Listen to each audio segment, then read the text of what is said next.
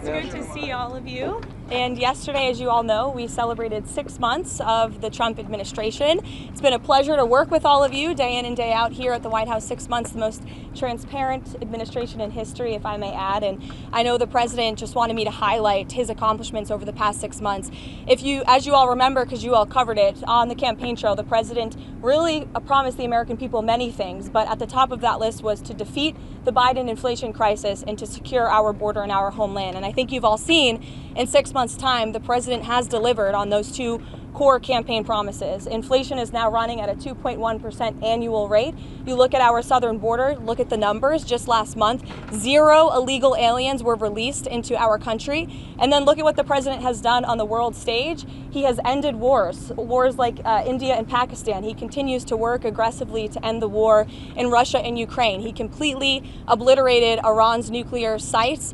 He has continued to hopefully negotiate a ceasefire between Israel and Gaza to end that conflict and release all of the hostages. We've seen many of the hostages released as a result of this president's efforts. And this president is working around the clock every day to deliver on the promises he made. You also look at some of the cultural issues, to abolish DEI from our federal government and our military, to effectively end men and women's sports, which is a huge common sense policy that the American people support. And then if you look at the president's strong executive orders that have effectively ended the chemical castration of young children in our country. Just today, Washington, D.C. Children's Hospital in this city has announced they are no longer going to be prescribing puberty blockers to minors. This is a huge win for America and our children. There's certainly more work to do, and the president is doing it right now, and he will continue for the next 3.5 years. But certainly we've accomplished so much in just 6 months, and I'm happy to take some questions. Go ahead. Was the president serious, or was he joking this weekend when he said he might block a Washington Commanders stadium deal if they don't change their name? The president was serious, and it's part of the art of the deal, part of his negotiating skills. As you know, sports is one of the many passions of this president, and he wants to see the name of that team changed. Why is he getting involved in that?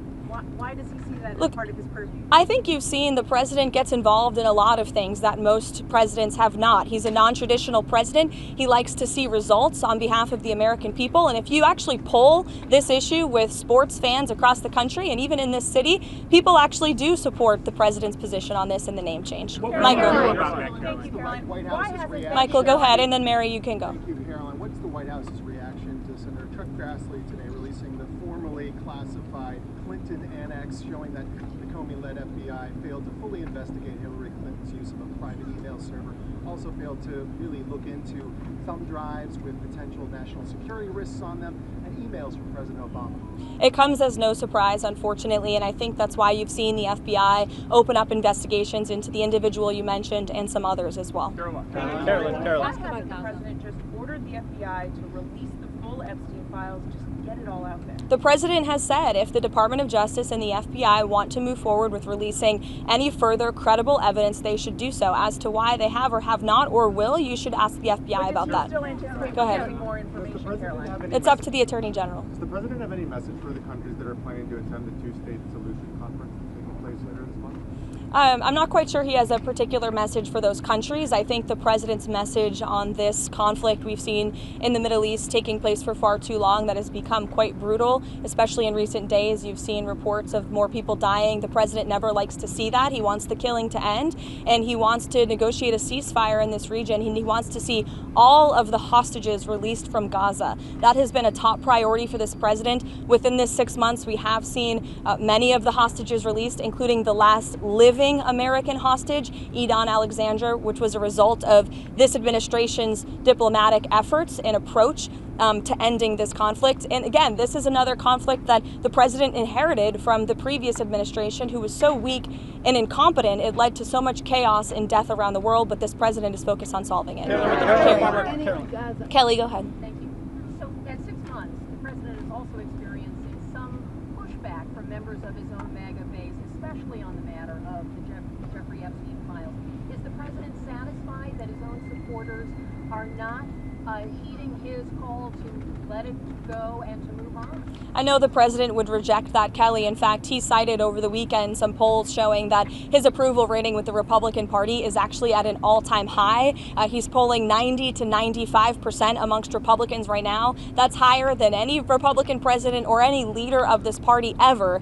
The president is the creator and the leader of the Make America Great Again movement. It's his baby that he made, and he knows what his supporters want. It's transparency, and he has given them that on all accounts when it comes to everything this administration has done, especially when it just comes to the president himself, taking questions from all of you and the press corps on a near daily basis, multiple times a week. No question is off limits here at this White House, not just for the president, but myself as well. Kelly.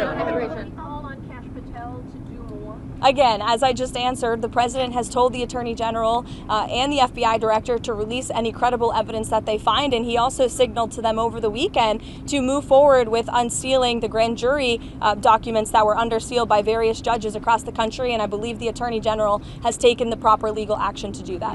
Kelly. You mentioned there also Israel seen stepping up some attacks in Gaza. Has the president expressed his frustration with Netanyahu, and how does this impact the ceasefire negotiation? Well, look, the president enjoys a good working relationship with Prime Minister Bibi Netanyahu and stays in frequent communication with him. He was caught off guard by the bombing in Syria and also the bombing of a Catholic church in Gaza, which, as you know, I addressed at my briefing last week. And in both accounts, the president quickly called the prime minister to rectify those situations. And we saw Secretary Rubio intervene when it came to Syria. We saw a de-escalation there. And as for the bombing of the Catholic church in Gaza, the prime minister did put out a statement saying this was an accident and they deeply regretted that action on behalf of the state of Israel, following his conversation with the president. Jordan. Has the White House taken a position on Maria Salazar's?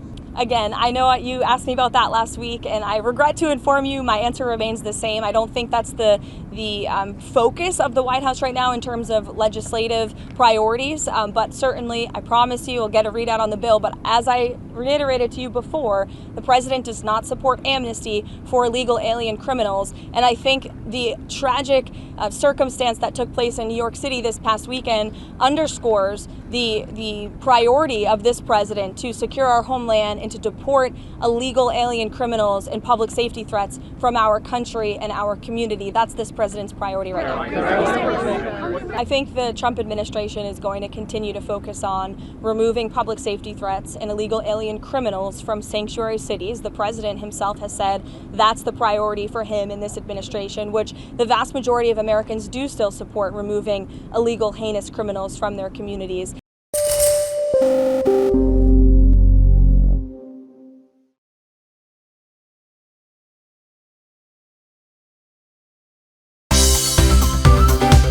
Thank you for watching CNBC TV 18. For all top headlines and updates, follow us on our social media platforms.